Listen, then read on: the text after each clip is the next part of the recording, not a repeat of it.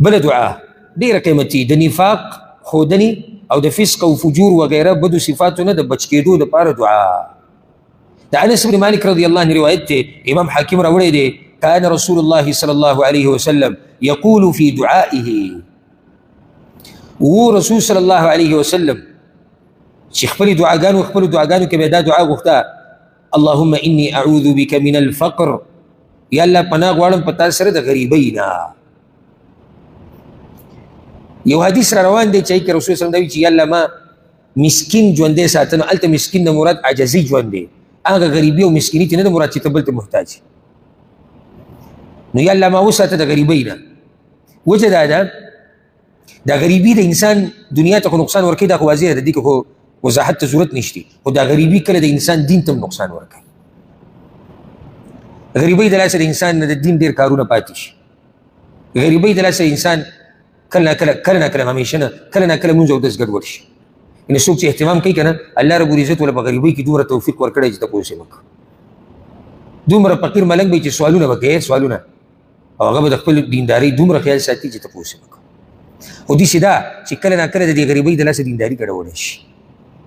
ته غواړې چې زه دینداري وکړم، خو مسلې دومره ډېرې شوي دي چې تا ته پکې وخت نه میلاویږي، نه څه لار جوړېږي چې ته پکې دینداري وکړي.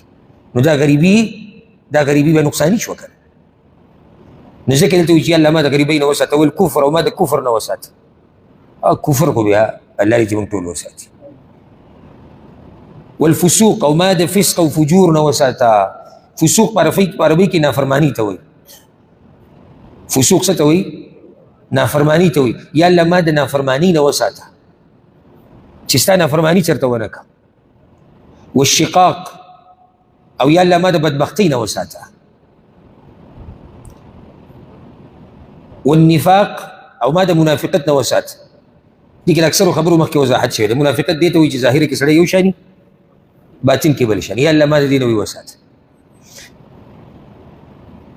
والسمعه، او د نوم کولو نه، د شهرت نه، والریا، او د ریاکارۍ نه، د ښودنې نه. السمعه چې دلته سمعه دې کې د اورېدو معنی پرته ده، یعنې زما نوم مشهور شي. ریاکاري دې کې د ښودنې چې خلک ما ویني.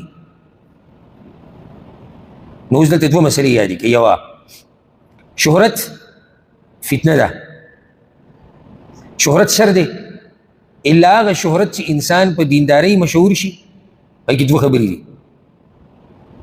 هغه داسې چې دی په خپله شهرت نه غواړي، خو رب العالمین وله ورکړي. دویم دا شهرت دته فتنه نه جوړوي. کله داسې هم کېږي، موږ ورې په خپله داسې کسان پېژنو چې دیندار او رب العالمین وله شهرت ورکړو، د هغه شهرت ته لاسې هغه دینداري پرېښوده، نو هغه شهرت فتنه شوه که نه. نو شهرت هغه چې په دیندارۍ انسان ته میلاو شي او د انسان نه غواړي، خو الله وله ورکړي. رب العالمین پټ بندګان مشهوروي، دا چې ځان پټ ساتي که نه، الله یې څه کړي؟ راښکاره کړي، مشهوري کړي، او دا د هغه دپاره فتنه ونه ګرځي. اسی ګوره موږ وخت په وخت دا روایت امام بخاري امام مسلم راوړی. امام بخاري کومه ویډیو تاسو لیدلې ده؟ ویډیو شته، تصویرې، خبرې، څومره مشهور دي.